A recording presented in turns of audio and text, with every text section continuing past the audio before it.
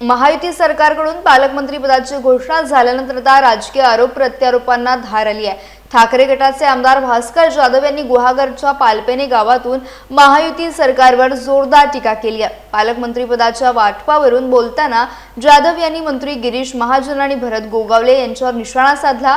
कुंभमेळ्यातील कथित भ्रष्टाचाराचा उल्लेख करत गिरीश महाजनांना नाशिकचे पालकमंत्री पद देणे म्हणजे भ्रष्टाचाराचे प्रमोशन करण्याचा आरोप त्यांनी केला।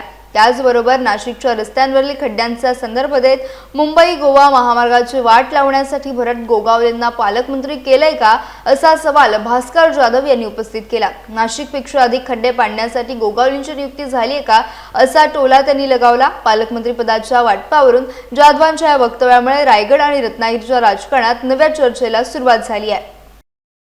असं आहे की रायगडचं पालकमंत्रीपद भरत गोगावलेंना मिळालं, चांगली गोष्ट आहे। ते माझे मित्रच आहेत, मला आनंद आहे, मी त्यांना शुभेच्छा देतो। परंतु ते त्यांना पालकमंत्रीपद का मिळालं तुम्हाला सांगू का? ते मुंबई गोवा रस्त्यावरच्या खड्ड्यांकडे लक्ष देणार आहेत। तुम्ही बघितलं असाल की नाशिकमध्ये कधीही एवढे खड्डे पडले नव्हते, तेवढे खड्डे पडलेले आहेत, तेवढे खड्डे पडलेले आहेत।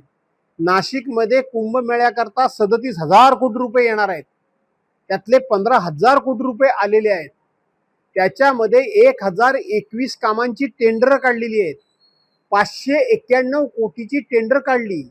त्या कामांमध्ये फार मोठा भ्रष्टाचार झालाय आणि ते बहुतांशी भ्रष्टाचार करणारे लोक हे मंत्री गिरीश महाजनांचे नातेवाईक आहेत, गिरीश महाजनांचे ते नातेवाईक आहेत।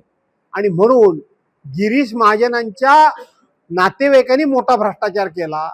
संपूर्ण नाशिक खड्ड्यामध्ये घालण्याचं काम हे गिरीश महाजनांनी केलं।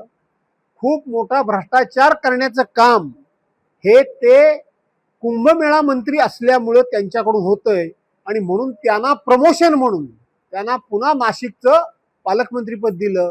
मला असं वाटतं भरत गोगावलेंना सुद्धा अधिक खड्डे पाडण्याकरता म्हणून पालकमंत्रीपद दिलं असावं।